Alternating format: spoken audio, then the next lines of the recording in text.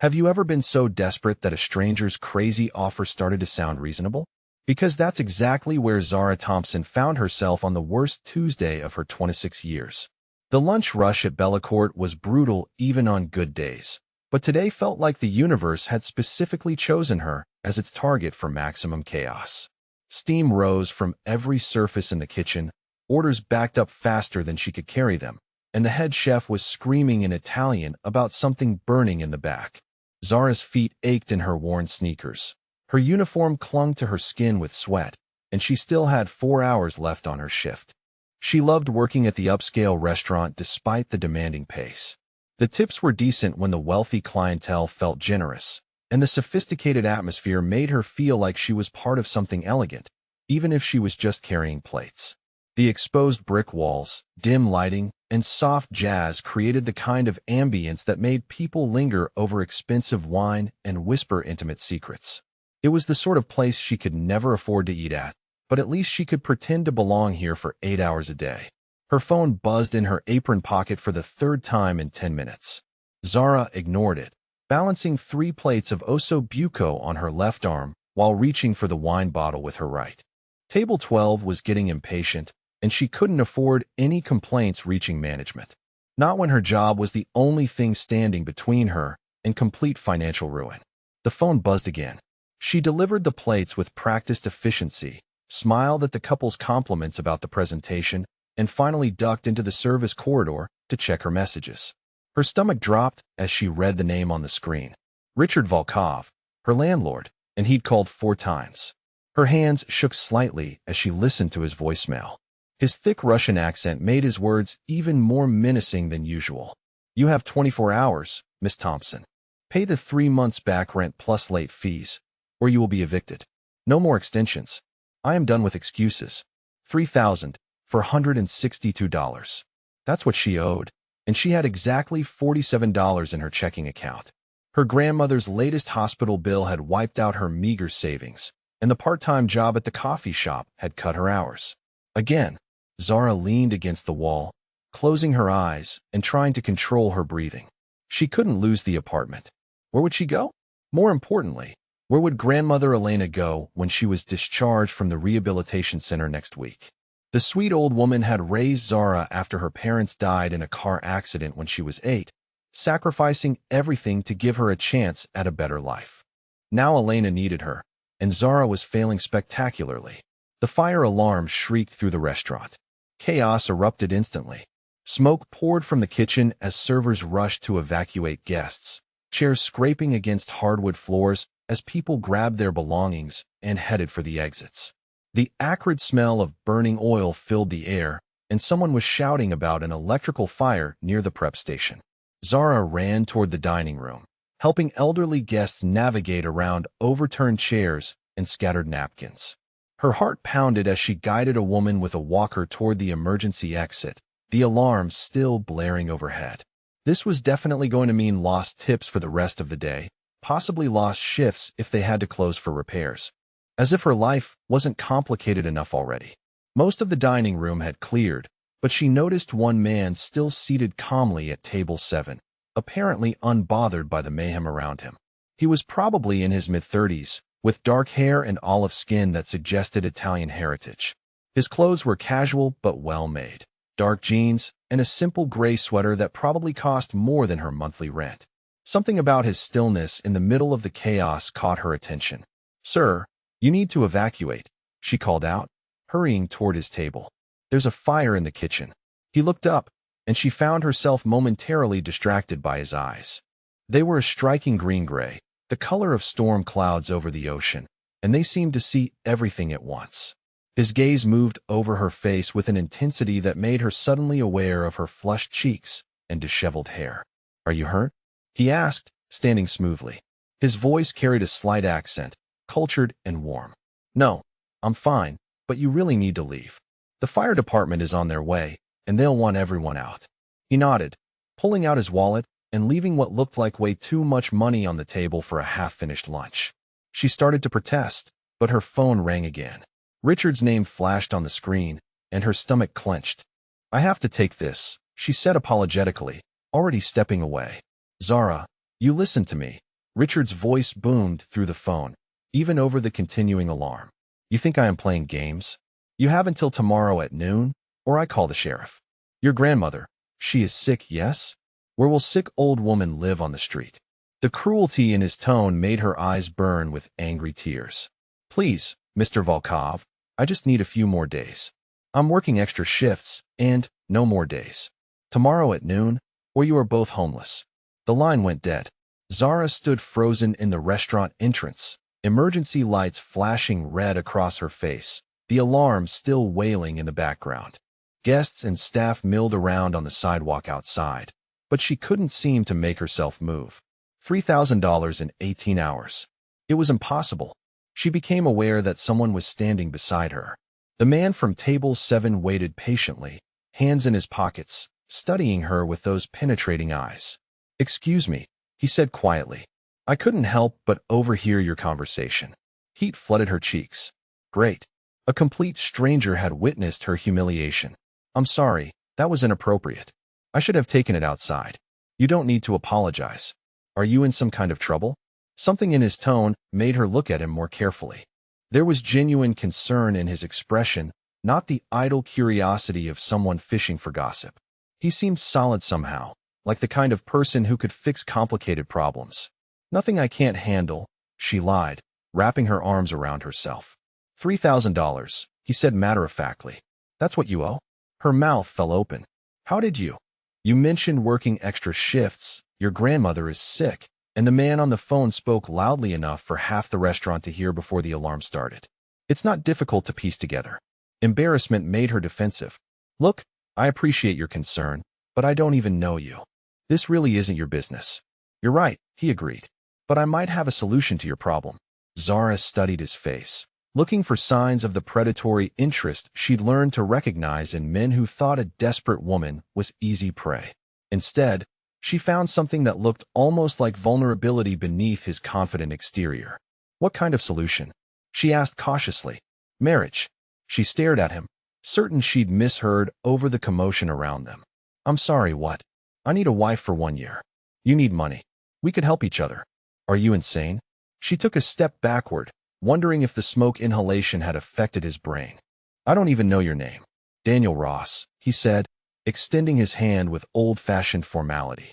And I'm completely serious.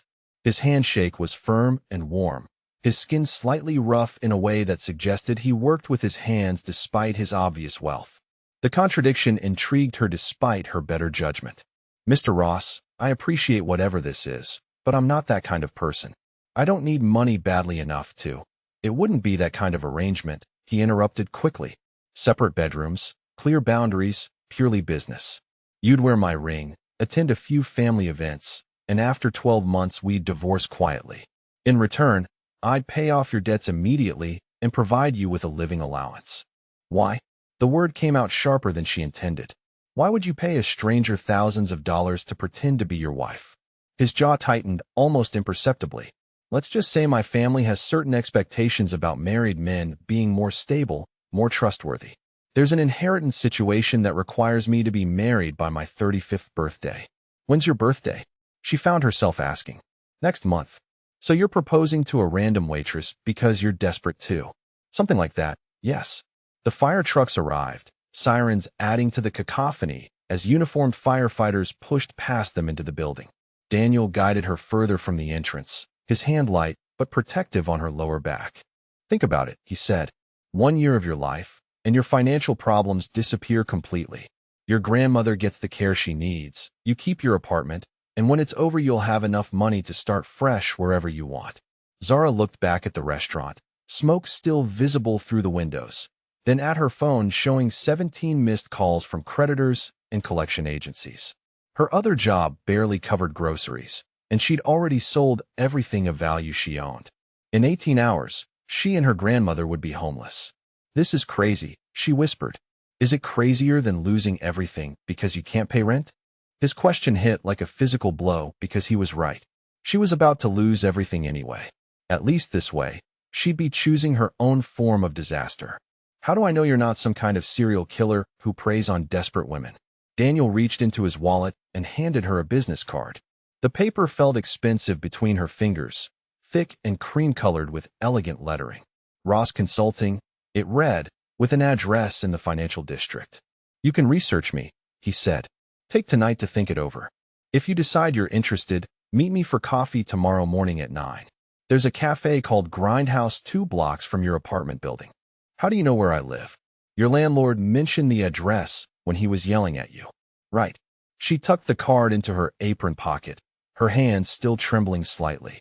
And if I don't show up? Then you don't show up, and we never see each other again. No pressure, no consequences. A firefighter emerged from the restaurant and waved to the crowd. All clear, folks. Small electrical fire, contained and extinguished. You can head back inside in about 10 minutes. Daniel turned to leave, then paused. For what it's worth, you handled the evacuation beautifully. You made sure everyone else was safe before you worried about yourself. That says something about your character. Before she could respond, he walked away, disappearing into the crowd of onlookers gathering around the fire trucks. Zara stood alone on the sidewalk, clutching a business card from a stranger who'd just offered to solve her life with a fake marriage. The rational part of her mind screamed that this was exactly how horror stories began.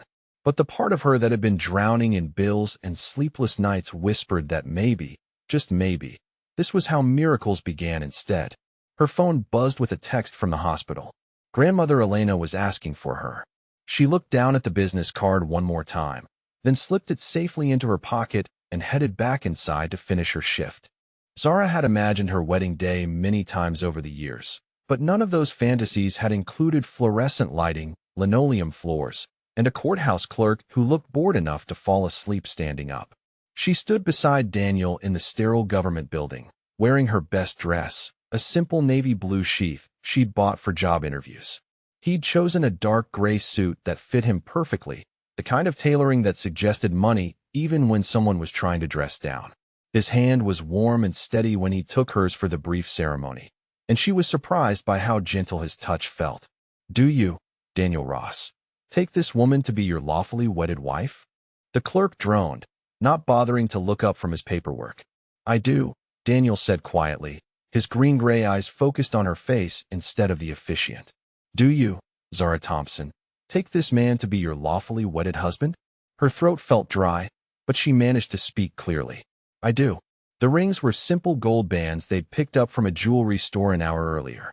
Nothing fancy, just props for their performance. But Daniel slipped hers onto her finger with unexpected care.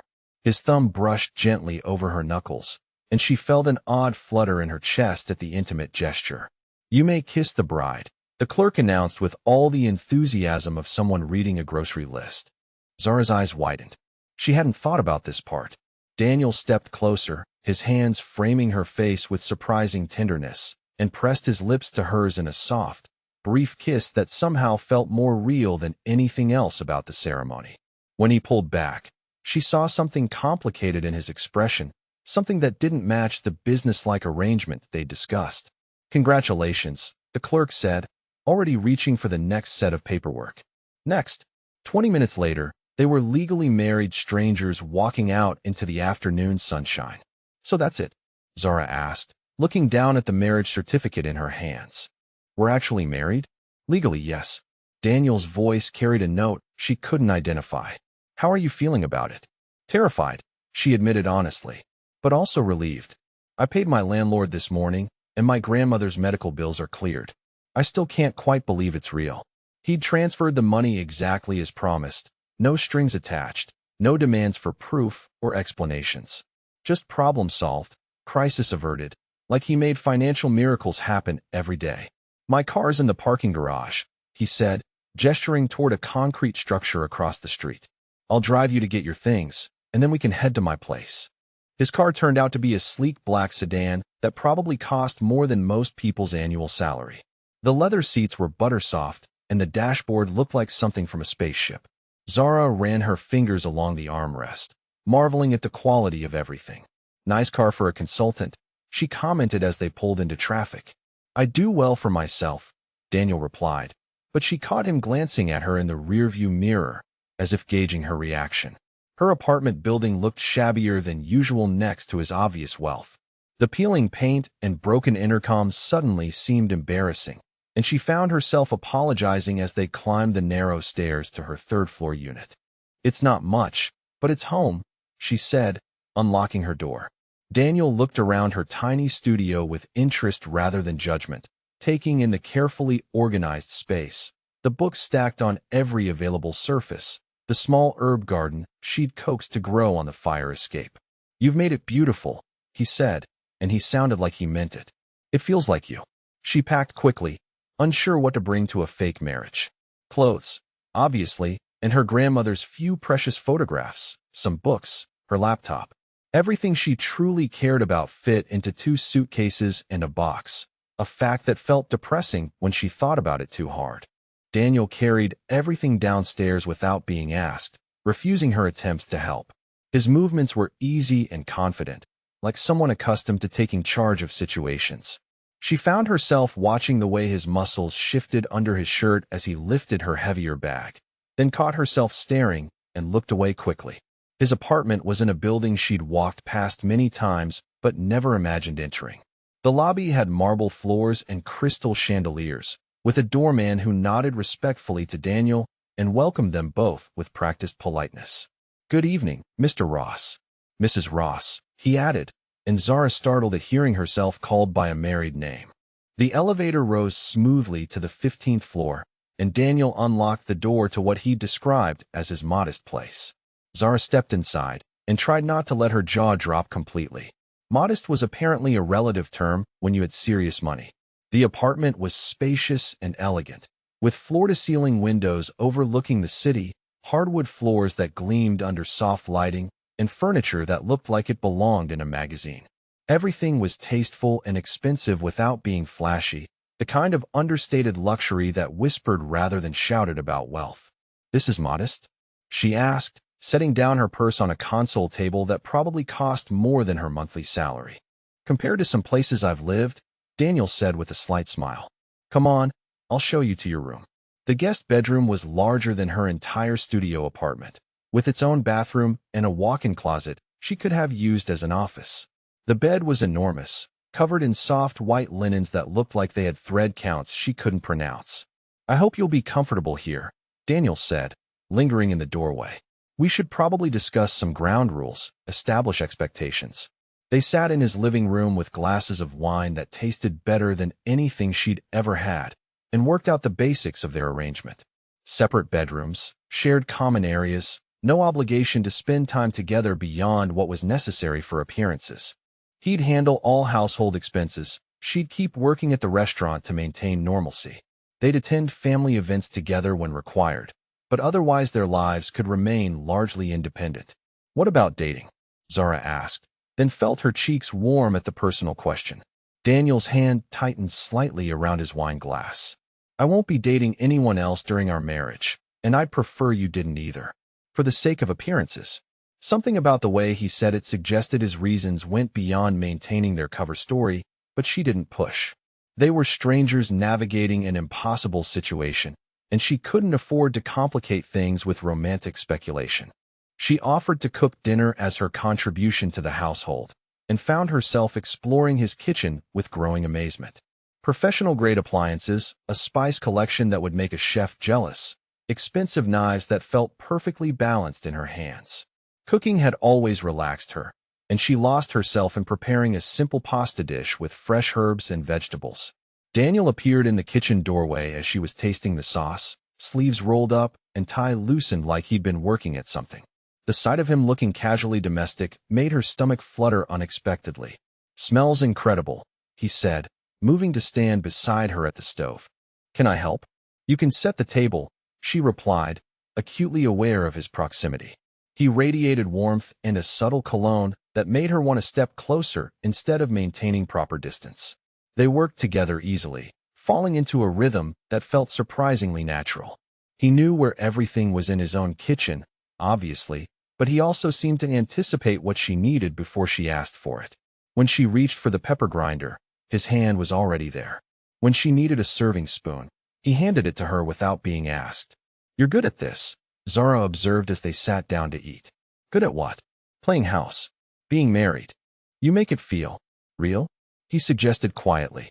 Their eyes met across the table, and she felt that flutter again, stronger this time. This was dangerous territory, letting herself imagine that any of this was genuine when they'd both been clear about the business nature of their arrangement. His phone rang, interrupting the moment. Daniel glanced at the screen and frowned. "Excuse me, I need to take this," he said, walking toward his office. She heard him answer in what sounded like rapid Italian, his voice dropping to a tone she hadn't heard before. Authoritative and sharp, like someone accustomed to giving orders and having them obeyed without question. She caught a few words that sounded familiar from her time at Bellecourt, but not enough to understand the conversation. When he returned, his expression was carefully neutral, but she sensed tension beneath the surface. "Everything okay?" she asked. "Business complications. Nothing that can't be handled." But something in his voice suggested the complications were more serious than he was letting on. She thought about the expensive car, the luxury apartment, the way the doorman had treated him with a deference that went beyond normal politeness. Daniel Ross was clearly more than just a successful consultant. But how much more? And why was he hiding it from her? A few hours later, as she unpacked her belongings in the guest room, she heard voices in the hallway outside the apartment. Daniel was speaking to someone, their conversation too quiet for her to make out words, but intense enough that she could hear the underlying tension. She cracked open her bedroom door and saw a tall, broad-shouldered man with dark hair and a serious expression talking quietly with Daniel. The stranger's posture and the way he scanned the hallway suggested security or law enforcement, and Daniel was listening to his report with the kind of focused attention that made her wonder exactly what kind of business complications he was dealing with. When the conversation ended and Daniel closed the front door, she quickly shut her bedroom door and tried to convince herself that whatever secrets her new husband was keeping, they were none of her business. She was here to play a role for 12 months, collect her payment, and move on with her life. But as she lay in the unfamiliar bed, listening to the sounds of Daniel moving around the apartment, she couldn't shake the feeling that she'd stepped into something much more complicated than a simple business arrangement. The way he'd kissed her at the courthouse, the protective tenderness in his touch, the intensity in his eyes when he looked at her, none of it felt like pretending. And the growing warmth in her chest when she thought about him suggested that her own feelings might not be entirely fake either, which was a complication she definitely hadn't planned for when she'd agreed to this crazy scheme. 3 weeks into their marriage, Zara had developed a routine that felt surprisingly natural. She'd wake to the smell of coffee already brewing, find Daniel reading financial reports at the kitchen counter, and they'd share breakfast while discussing their plans for the day. He left for work around 8. She headed to her shifts at Bellecourt, and they'd reconvene in the evenings to cook dinner together and pretend they weren't both hyper-aware of every casual touch and stolen glance. It was domestic and comfortable and absolutely terrifying, because somewhere along the way she'd stopped thinking of him as Daniel Ross, mysterious consultant, and started thinking of him as her husband. The fake kind, she reminded herself constantly, but her heart seemed determined to ignore that crucial detail. This morning felt different, though. Daniel was on the phone when she emerged from her bedroom, speaking in rapid Italian again, his voice sharp with authority. He was fully dressed in an expensive charcoal suit she'd never seen before, and she caught a glimpse of gold cufflinks that probably cost more than her car. She'd been noticing things lately. Designer labels on clothes he tried to keep hidden in the back of his closet. Car keys on his nightstand that didn't belong to the sedan he usually drove. Phone calls that made his jaw tighten and his shoulders go rigid with tension. Whatever consulting business Daniel Ross was supposedly in, it was either incredibly lucrative or a complete fabrication. He ended his call and turned to find her watching him, and something flickered across his expression before he smiled. "Good morning," he said, but his voice carried a note of strain. "You're up early." "Couldn't sleep," she replied honestly. "You look like you're heading somewhere important." "Business meeting. I might be late tonight. Don't wait up for dinner." Before she could ask any questions, he kissed her forehead in a gesture that had become habit over the past weeks, grabbed his briefcase, and left. The casual affection should have felt fake given their arrangement, but instead it made her chest warm with something dangerously close to genuine fondness. Zara spent the morning cleaning the apartment, partly because she wanted to contribute something useful and partly because she was restless with curiosity. She wasn't snooping, exactly, just tidying up, But when she went to hang up a jacket Daniel had left draped over a chair, she found herself looking more carefully at the label. Armani. Custom tailored. In the coat closet, she discovered 3 more suits that probably cost more than she made in 6 months. A leather jacket that felt like butter under her fingers. Shoes that looked handmade and European. This wasn't the wardrobe of a moderately successful consultant. This was the wardrobe of someone with serious money, the kind of wealth that came from family fortunes or very high-stakes business dealings. Her phone rang, interrupting her speculation, and her blood turned to ice when she saw the name on the screen. Marcus Chun, the ex-boyfriend who'd disappeared 18 months ago, leaving her drowning in debt from credit cards he'd opened in her name and loans he'd convinced her to co-sign. The man who'd made her afraid to trust her own judgment about people, who taught her that charming smiles could hide predatory intentions. She almost didn't answer, but ignoring Marcus had never made him go away before. "Hello, Marcus," she said, proud that her voice sounded steady. "Zara, baby," he said, and she could practically hear his smile through the phone. "I heard some interesting news about you. Married, huh? And to someone with money, from what I hear." Her stomach clenched. "How did you know I got married?" "People talk. Vegas isn't that big, and when someone like you lands a wealthy husband, word gets around." "Congratulations, by the way. What do you want, Marcus?" "Just to catch up with an old friend. Maybe meet this new husband of yours. I bet he'd be real interested to hear about your past, about the debts you racked up when we were together." "Those were your debts," she said firmly. "You forged my signature and ruined my credit." "That's not how I remember it. And I doubt that's how your rich husband would see it if someone showed him the paperwork with your name all over it." The threat was clear, and Marcus delivered it with the same smooth charm that had fooled her for months before she'd learned to recognize the manipulation underneath. "How much?" she asked quietly, hating herself for the question. 50,000 should cover my silence. And my inconvenience. You have a week. I don't have $50,000. But your husband does. Figure it out, Zara. Unless you want him to learn exactly what kind of woman he really married." The line went dead, and Zara sank onto the couch, her hands shaking. Marcus was a master at finding people's vulnerabilities and exploiting them, and somehow he'd discovered her fake marriage before she'd even adjusted to the reality of it. If he told Daniel about the debts, about her history of poor judgment with money and men, would Daniel think she targeted him deliberately? Would he assume she was just another con artist looking for a wealthy mark? The worst part was that Marcus wasn't entirely wrong about the paperwork. She had signed some of those documents, trusting him when he claimed they were for legitimate expenses they'd share.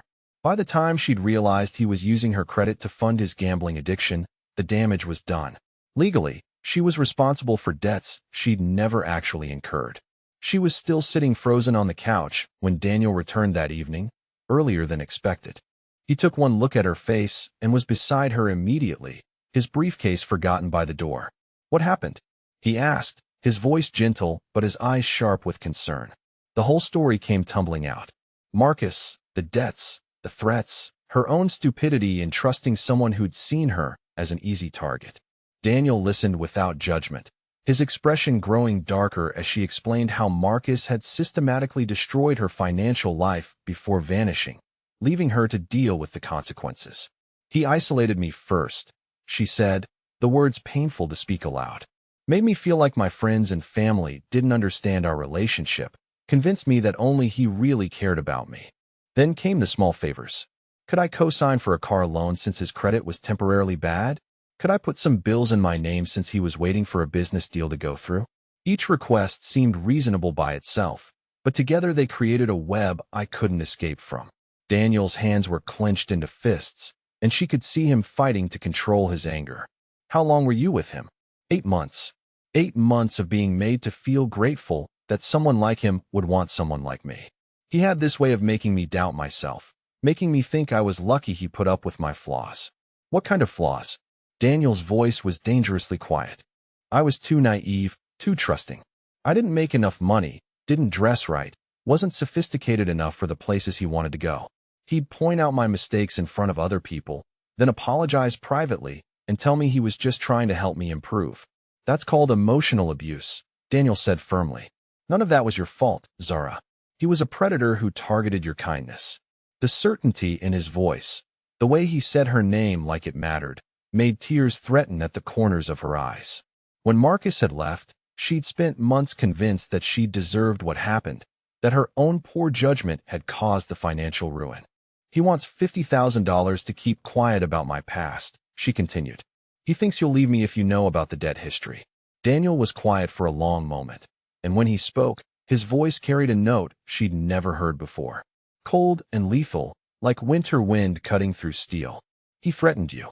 It wasn't a question, and something in his tone made her look at him more carefully. This was the man who spoke Italian with authority to mysterious callers, who had expensive suits hidden in his closet and car keys that didn't match his supposed lifestyle.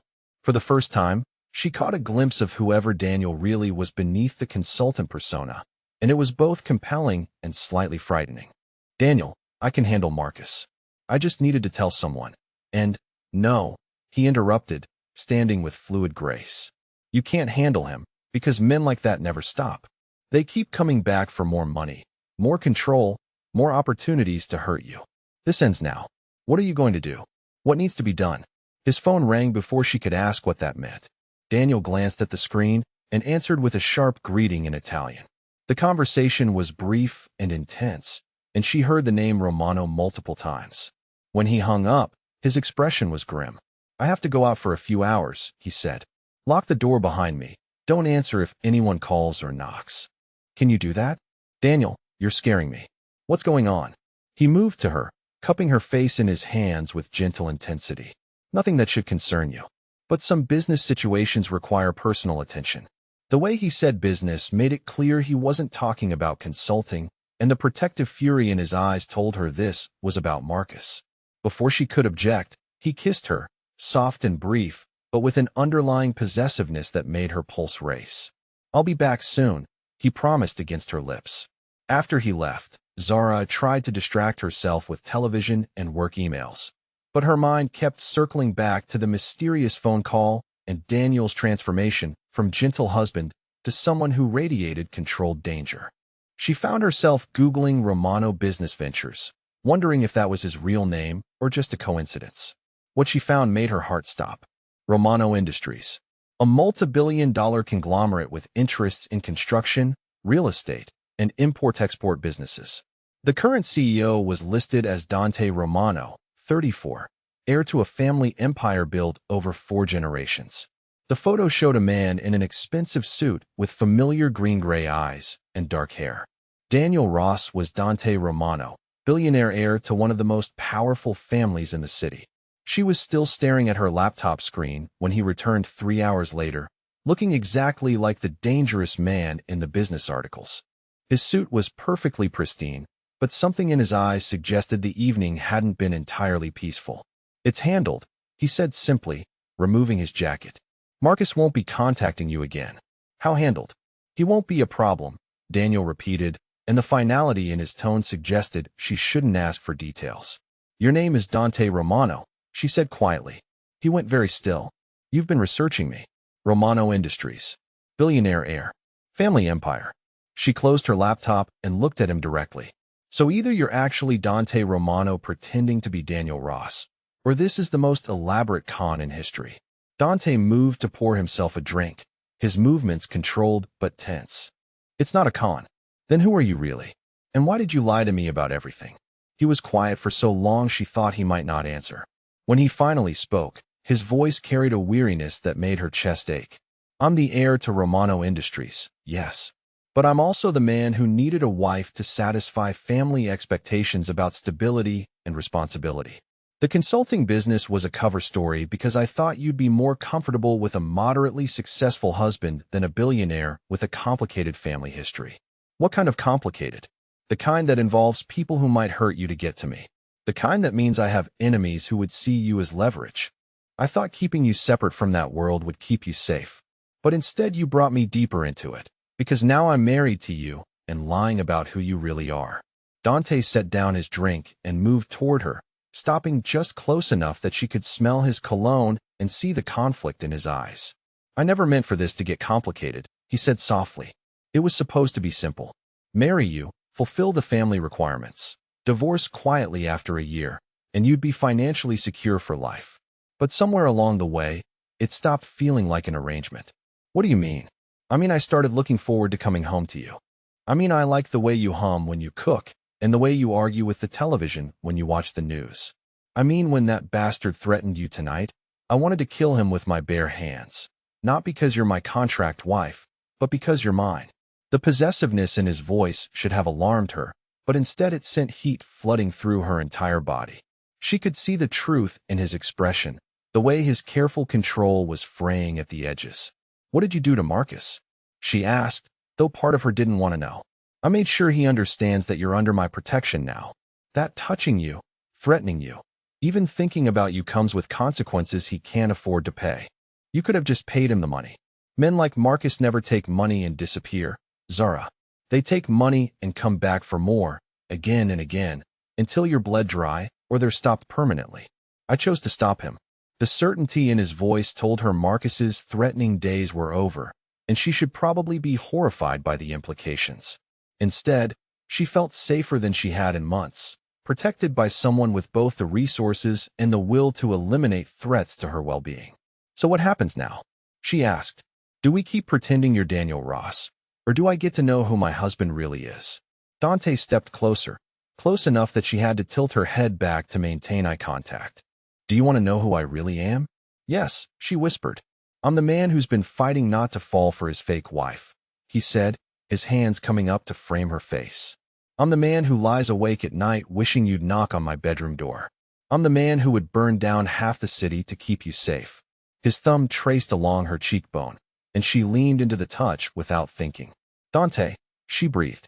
Say it again, he requested, his voice rough with wanting. Dante.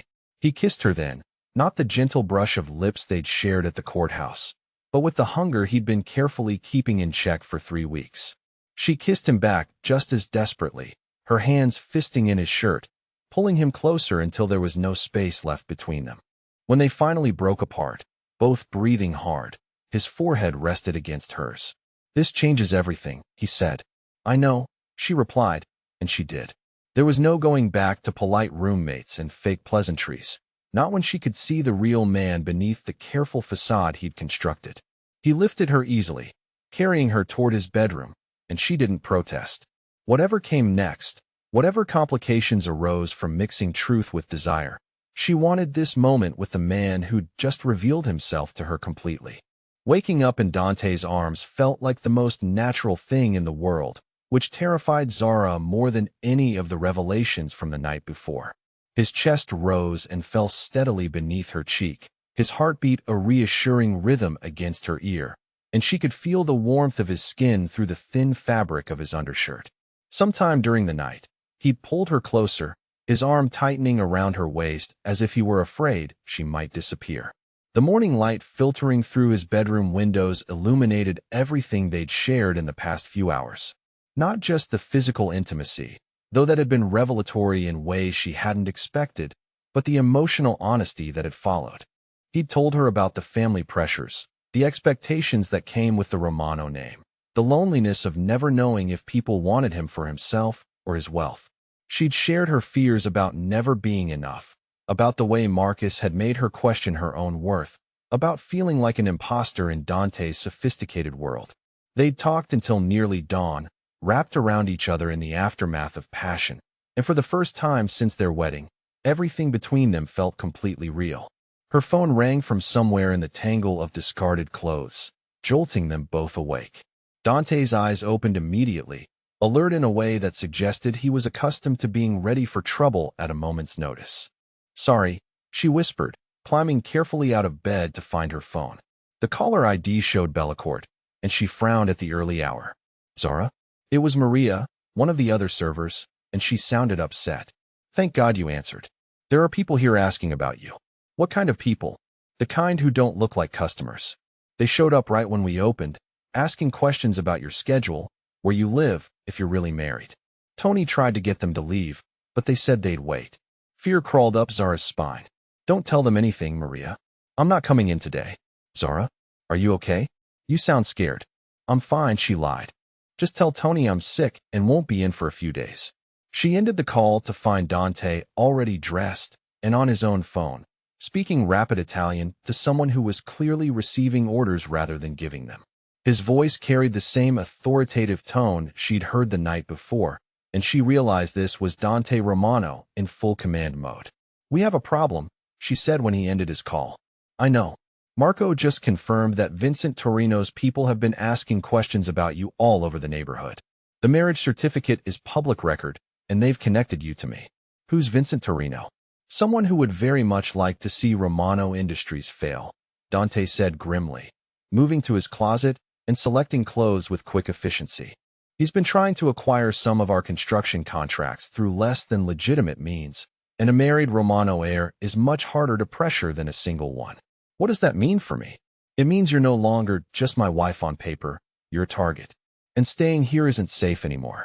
Within an hour, they were in a different car, a black SUV with tinted windows that definitely hadn't been in his parking space the day before. Two other vehicles flanked them as they moved through the city, and Zara realized that Dante traveled with security she'd never noticed. "Where are we going?" she asked, watching unfamiliar streets pass by the window. "Somewhere safe, while my people handle the immediate threat." "Your people?" "Romano Industries employs a substantial security division," Dante said carefully. "Some of our business interests require specialized protection." The way he said specialized made it clear that Romano Industries operated in worlds where traditional security wasn't sufficient. She thought about Marcus's sudden disappearance, about the efficiency with which Dante had eliminated a problem that had been terrorizing her for months. The safe house turned out to be a penthouse in a different part of the city, all steel and glass with views that stretched to the horizon. Men in expensive suits stationed themselves at various points throughout the building, and she noticed they all carried themselves with the kind of alertness that suggested military or law enforcement backgrounds. "How long do we have to stay here?" she asked, looking around the sterile luxury of their temporary home. "Until Vincent Torino decides that pursuing this particular leverage isn't worth the cost," Dante replied, but his expression suggested that might take some time. "And if he doesn't decide that? Then we make the decision for him." The cold certainty in his voice reminded her that she'd married into a world where problems were solved through methods she'd never had to consider. It should have frightened her, but instead she felt protected, surrounded by competent people whose job was keeping her safe. They spent the morning in strange domesticity, eating breakfast prepared by someone whose title was probably bodyguard, but who made excellent coffee, while Dante fielded calls that grew increasingly tense as the day progressed. She could tell from his side of the conversations that the situation was escalating, though he continued to speak primarily in Italian when discussing details. Around noon, Marco appeared with updates that made Dante's jaw tighten dangerously. "English, please," Dante said when Marco started to report in Italian. "My wife should hear this." "Torino's people grabbed Jennifer Hartley this morning," Marco said. "She's the administrative assistant for the downtown office, around the same age and height as Mrs. Romano. We think they believed they had the right target." Zara's blood turned to ice. Someone else was in danger because of her connection to Dante. "Is she hurt?" Dante asked, his voice deadly quiet. "Unknown. They realized their mistake within an hour and dumped her at a bus station across town. She's shaken up, but physically unharmed. But this confirms they're actively hunting for your wife." Dante stood abruptly, moving to the windows that overlooked the city. She could see the tension in his shoulders, the way his hands clenched into fists as he processed the implications. "This is my fault," Zara said quietly. "If I hadn't married you, if you hadn't married me, you'd still be struggling to pay rent and dealing with Marcus alone," Dante interrupted, turning to face her. "Vincent Torino has been looking for leverage against my family for months. If it wasn't you, he'd have found someone else to threaten. But someone else got hurt because he was looking for me." Dante crossed to her, taking her hands in his. "Jennifer Hartley will receive a substantial bonus for her trouble, and Vincent Torino will learn that targeting innocent people to get to me comes with consequences he can't afford." "What kind of consequences?" "The kind that end permanently." She should have been horrified by the casual way he discussed violence, but all she felt was relief that someone with resources and what was protecting people from threats they didn't deserve to face. Her phone rang, an unknown number that made them both tense. "Don't answer it," Dante said immediately, but she was already looking at the screen. "It's not unknown," she realized. "It's my grandmother's rehabilitation center." She answered quickly, her heart racing with new fears. Miss Thompson, this is Nurse Patricia at Sunset Manor. Your grandmother is asking for you. She seems quite agitated about something she saw on the news. What news? Something about Romano Industries and threats against family members. She's convinced that you're in danger, and she's threatening to check herself out of rehabilitation if she doesn't hear from you soon. Zara looked at Dante, who was listening to her side of the conversation with growing concern. I can't visit today, she told the nurse. Can you put her on the phone? Her grandmother's voice was shaky but determined when she came on the line. Zara, Mija, tell me you're not mixed up in this Romano business. The news is saying terrible things. I'm fine, grandmother. I'm safe, and I'm being protected. Protected by who? What aren't you telling me? Zara glanced at Dante, who nodded encouragingly. I got married, grandmother. His name is Dante Romano, and he's a good man who takes care of the people he loves. Romano? Mija, those people are dangerous. The news says there are threats, violence. The threats aren't coming from him, grandmother. He's protecting me from them. There was a long pause on the other end of the line. You love him, her grandmother said finally. It was a statement, not a question. Zara looked at Dante, who was watching her with an intensity that made her chest tighten with emotion. Yes, she said quietly. I love him. Then he better love you back, or your grandmother is going to have words with him. Despite everything, Zara smiled. I think he does. When she hung up, Dante moved toward her with an expression that was both vulnerable and determined. Your grandmother is right, he said. I do love you. I've been fighting it for weeks, telling myself it was just proximity and attraction and the novelty of living with someone who wanted nothing from me except honesty. But watching you handle everything today, seeing how you worry about strangers getting hurt because of our connection, knowing that you chose to trust me even after learning who I really am, I'm completely in love with you, Zara Romano. The sound of her married name in his voice, spoken with such certainty and possessiveness, made her knees weak. I love you too, she said, stepping into his arms. This wasn't supposed to happen. We were supposed to stay detached and businesslike. Plans change, Dante said, lowering his head to kiss her. Especially when you realize you've found the person you want to spend your life protecting. What happens when this year is over? She asked against his lips. The year is already over, he replied. From now on, this is real. Everything else is just paperwork. The sound of helicopters outside interrupted their moment, and Marco appeared in the doorway looking grim. We have a situation, he announced. Torino's people have the building surrounded. Dante's entire demeanor changed, shifting into the dangerous competence she'd glimpsed the night before. Stay with her, he told Marco. No matter what happens, she doesn't leave this room until I give the all clear. Wait, Zara protested, catching his arm. Where are you going? To end this, Dante said simply. Vincent Torino wanted a meeting with the Romano heir. He's about to get one. The next hour was the longest of Zara's life. She could hear voices, some raised in anger, the sound of vehicles arriving and departing, but Marco refused to let her near the windows or provide any details about what was happening.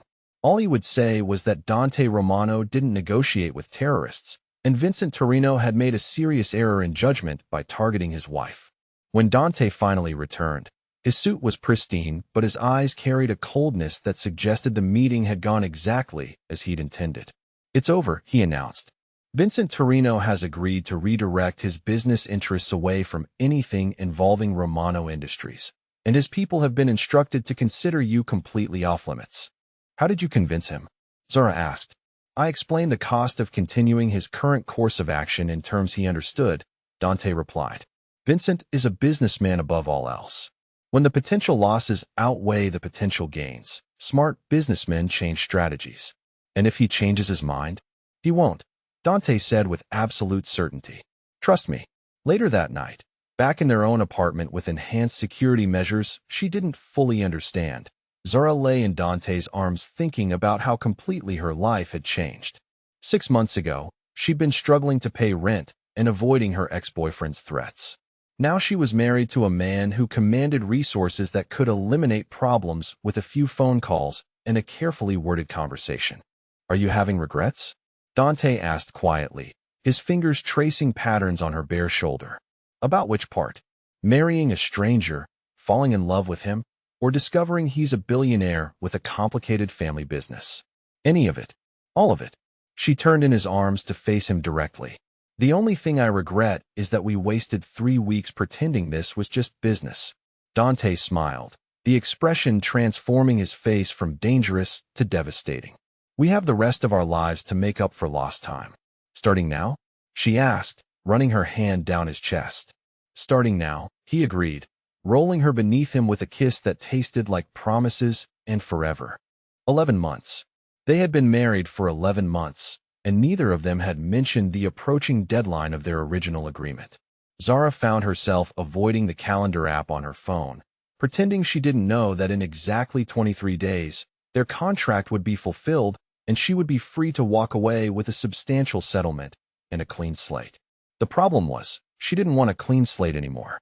She wanted Dante's ring on her finger and his name legally hers, and the right to wake up in his arms for the rest of her life. But their original arrangement had been clear about the terms, and she was terrified that bringing up the expiration date would remind him that this had all started as a business transaction. Dante seemed equally reluctant to discuss their anniversary, though she caught him sometimes staring at her with an expression that looked almost desperate, like he was memorizing her face for when she was gone. It broke her heart that he might think she would choose to leave, but she didn't know how to bring up forever without sounding presumptuous about his feelings. They were dancing around each other's emotions like teenagers, and it was both ridiculous and heartbreaking. This morning felt different, though. Dante was tense in a way she hadn't seen since the Vincent Torino situation, taking calls that made his jaw clench and his eyes go hard with anger. When Marco arrived at their apartment before 8 a.m., she knew something serious was developing. "What's wrong?" she asked, finding them both in Dante's office, papers spread across his desk and laptop screens showing what looked like surveillance footage. Dante looked up, his expression carefully controlled. "It's nothing we can't handle. Family business complications." The dismissive tone might have fooled her 11 months ago, but she'd learned to read the signs of when he was trying to protect her from information he thought might worry her. "What kind of complications?" she pressed. Marco glanced between them, clearly uncomfortable with the family discussion happening in front of him. "Give us a minute, Marco," Dante said, and his security chief nodded before stepping out of the office. Dante stood, moving to the window that overlooked the city, his shoulders rigid with tension. "Antonio Romano wants to renegotiate the terms of my inheritance," he said finally. "My grandfather's will stated that I needed to be married by 35 to inherit control of the company, but it didn't specify that the marriage had to be permanent. Antonio is challenging the legitimacy of our arrangement." "Antonio is your cousin, right? The one who thought he should have inherited instead of you?" Dante nodded grimly. "He's been investigating our marriage, trying to prove it's fraudulent. If he can demonstrate that we never intended a permanent union, that it was always meant to be temporary, he can contest the inheritance and potentially take control of Romano Industries." Zara's stomach dropped. "But our marriage is real now. We love each other. We know that, but legally speaking, we have a document trail that supports Antonio's claims. The original contract we signed, the prenuptial agreement specifying a 1-year term, the financial arrangements that look transactional rather than romantic. Can we fight it in court?" Dante turned from the window, his expression heavy with regret. "We could try, but the legal battle would take years and cost millions. More importantly, the publicity would expose you to scrutiny and potential danger from every enemy my family has made over the decades. So what are you saying?" "I'm saying that maybe it's time to honor our original agreement. You've fulfilled your part of the contract, and you deserve to be free to live your life without the complications that come with being a Romano." The careful distance in his voice made her heart clench painfully. He was trying to give her an exit, trying to make it easy for her to walk away, and he had no idea that leaving him would destroy her. "What do you want, Dante?" she asked quietly. "Forget about business complications and family politics. What do you actually want?" "I want to keep you safe," he said immediately. "I want to know that you're happy and protected and free to make choices based on what's best for you, not what's convenient for my family's business interests." "That's not what I asked. I asked what you want." He studied her face for a long moment, and she could see the internal battle between his protective instincts and his personal desires. "I want you to stay," he said finally, his voice rough with emotion. "I want to tear up the original contract and marry you again, properly this time, with vows that mean forever. I want to build a life with you that has nothing to do with inheritances or family expectations, and everything to do with the fact that you're the best part of every day I wake up." Before she could respond, Marco reappeared in the doorway, his expression urgent. "We have a problem," he announced. Antonio Romano just had Elena Thompson picked up from her rehabilitation center. The world tilted sideways. Zara's grandmother, the woman who'd raised her and loved her unconditionally, was now being used as leverage in a family power struggle she never should have been exposed to. "Is she hurt?" Zara asked, her voice barely steady. "Unknown," Marco replied.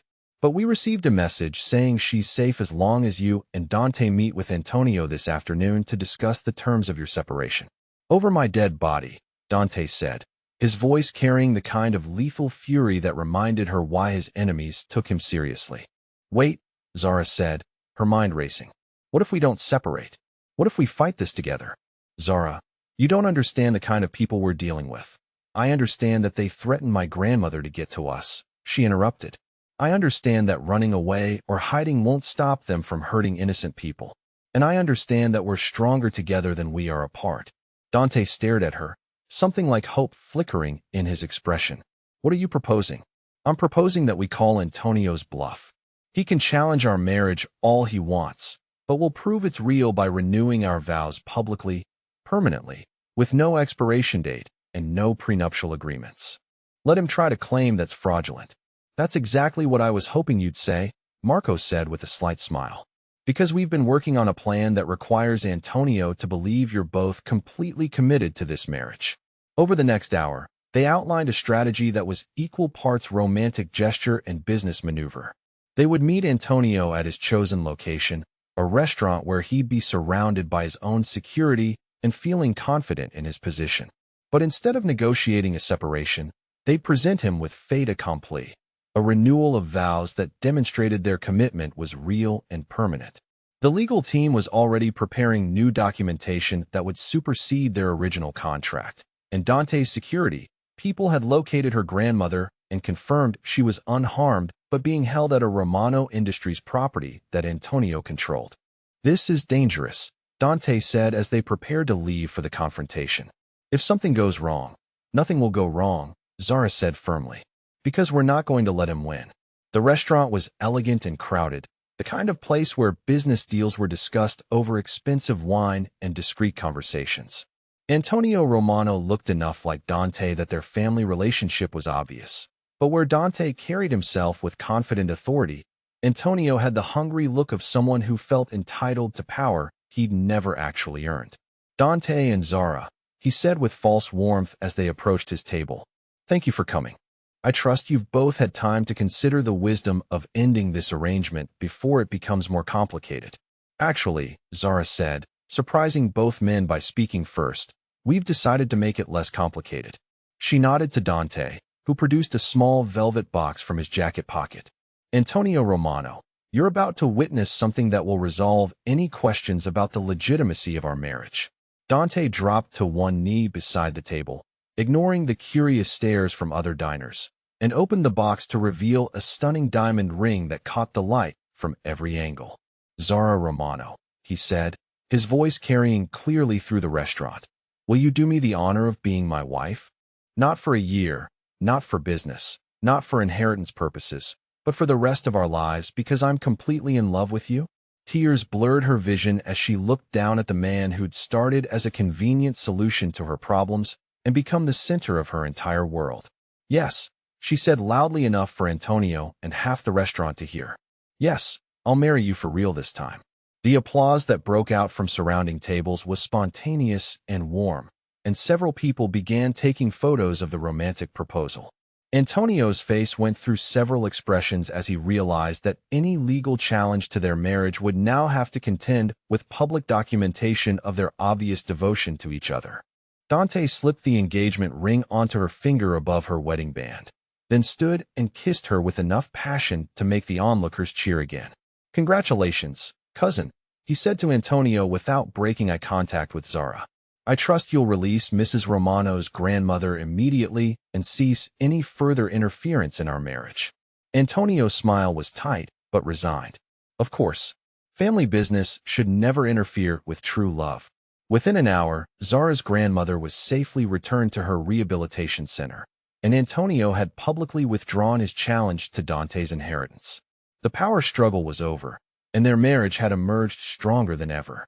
That evening, as they celebrated their engagement with champagne on their apartment balcony, Zara marveled at how completely her life had changed. "Do you regret any of it?"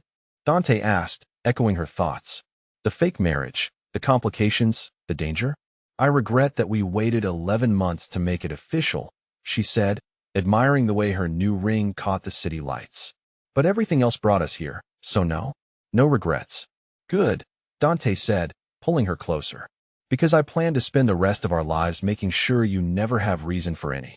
Their second wedding ceremony would be small and private, attended only by family and close friends who understood that sometimes the most real marriages begin as the most practical arrangements. But the love they discovered was anything but practical, and the partnership they'd built was stronger than any contract they'd ever signed. 6 months later, Zara stood in front of a full-length mirror in the bridal suite of the Romano family estate, adjusting the delicate lace sleeves of her wedding dress. This time, there would be no courthouse ceremony with a bored clerk and fluorescent lighting. This time, she was marrying Dante Romano surrounded by 200 guests who understood they were witnessing the celebration of a love story that had surprised everyone, including the bride and groom. "Your grandmother looks beautiful," said Sofia Romano, Dante's mother, as she entered the suite carrying a small jewelry box. "She's so proud of you, dear." Through the window, Zara could see grandmother Elena in the front row of chairs arranged in the estate's garden, her recovery complete and her face glowing with happiness. The rehabilitation had been successful, and she was stronger now than she'd been in years, thanks to the excellent medical care that Dante had quietly arranged and paid for. "I have something for you," Sophia continued, opening the jewelry box to reveal an intricate diamond necklace. This belonged to Dante's great-grandmother, and she always said it should be worn by the woman who captured a Romano man's heart completely.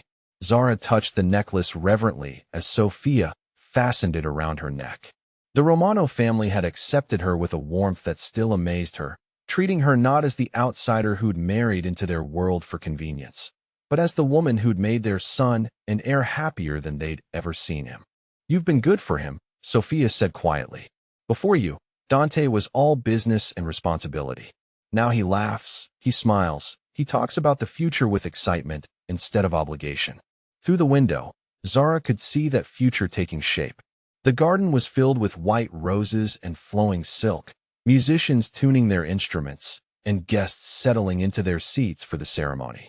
This was the wedding she dreamed about as a little girl, the kind of celebration that marked the beginning of a lifetime together. A soft knock at the door interrupted her thoughts, and Marco appeared with his usual serious expression. "Mrs. Romano, it's time," he said, though his formal tone couldn't quite hide the smile in his eyes. He'd become not just Dante's security chief, but a trusted friend over the past months, someone who'd witnessed their love story from the beginning and taken pride in protecting both of them.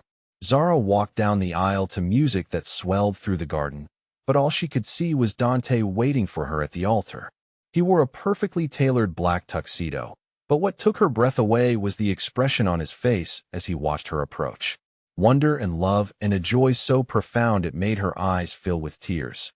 When she reached him, he took her hands and whispered, "You're the most beautiful thing I've ever seen." The ceremony was everything their first wedding hadn't been. Personal vows that made half the guests cry, rings that symbolized forever instead of convenience, and a kiss that sealed promises they both intended to keep for the rest of their lives. When the officiant pronounced them husband and wife, the applause was thunderous, but all Zara heard was Dante sing, "Finally, Mrs. Romano." Finally. The reception was a blur of congratulations, dancing, and toasts from family and friends who celebrated not just their marriage but the partnership they'd built. Zara had worried about fitting into Dante's sophisticated world, but instead she'd found her own place within it. 3 months earlier, Dante had offered her a position at Romano Industries, heading up their new community outreach program. It was meaningful work that used her skills and experience, helping to build bridges between the company and the neighborhoods where they operated. She'd accepted not because she needed the job, but because it felt like coming home to work alongside the man she loved. Late in the evening, as the guests moved to the ballroom for more dancing, Zara and Dante stole a moment alone on the terrace overlooking the estate grounds. "Happy?" Dante asked, wrapping his arms around her from behind. "Completely," she said, leaning back against his chest. "Though I have to admit, I'm a little nervous about telling your family our news." "What news?" Dante asked, though something in his tone suggested he already suspected. Zara turned in his arms, placing his hands on her still flat stomach. "We're going to have a baby," she said softly. "I found out this morning." The expression that crossed Dante's face was pure joy mixed with wonder and just a touch of protective concern that made her heart swell with love for this man, who'd become everything she'd never dared to hope for. "How long?" he asked, his hands spreading possessively over her waist. "About 6 weeks. Are you happy about it?" "Happy doesn't begin to cover it," Dante said, lifting her off her feet to spin her around the terrace. "A baby," he repeated, as if testing the words. "Our baby." They spent the rest of the evening sharing their secret with close family, accepting congratulations and excited planning from grandmothers Tobe, who were already discussing nursery decorations and baby names. Grandmother Elena cried happy tears and declared that she'd lived long enough to see her beloved granddaughter truly settled and loved. As the evening wound down and guests began to depart, Zara found herself thinking about how completely her life had changed. 18 months ago, she'd been struggling to pay rent and avoiding calls from creditors. Now she was married to a man who loved her completely, carrying his child, and surrounded by family who'd claimed her as their own. The penthouse felt different when they returned that night, no longer like Dante's space that she happened to share, but like their home where they were building their future together. The rooms held memories now. Their first dinner together, the morning they'd admitted their feelings, the evening they'd planned their real wedding, countless quiet moments that had woven their separate lives into one shared story. A year later, on the anniversary of their original courthouse wedding, they renewed their vows in a private ceremony attended only by their immediate family and their 3-month-old daughter, Isabella Elena Romano. The baby slept peacefully in grandmother Elena's arms as her parents promised each other forever for the second time, and this time there were no contracts or time limits or business arrangements. Just love and the promise of all the years to come. "Do you ever think about how this all started?" Zara asked that evening as they sat in their bedroom, Isabella sleeping peacefully in her crib nearby. "You mean how I proposed to a complete stranger because I was desperate?" Dante said with a smile. "How you said yes because you were broke and out of options. When you put it like that, it sounds crazy." "It was crazy," Dante agreed, pulling her closer. "But maybe the best love stories start with a little bit of crazy. Two people who need something from each other and end up discovering they need each other." Zara thought about the courage it had taken for both of them to take that leap of faith, to trust a stranger with their futures, to let convenience bloom into something real and lasting. "Do you think people get second chances at love?" she asked, thinking about viewers who might be struggling with their own complicated relationships. "Do you think it's possible to start over and find something better than what you had before?" "I think we're living proof that sometimes the most unexpected beginnings lead to the most beautiful endings," Dante replied, his hand finding hers and their wedding rings clicking softly together. "And I think anyone who's brave enough to take a chance on love, even when it comes in an unexpected package, might just find exactly what they've been looking for." Outside their bedroom window, the city sparkled with lights and possibilities, and inside their home, the Romano family slept peacefully, surrounded by a love that had started with desperation and grown into something that would last forever.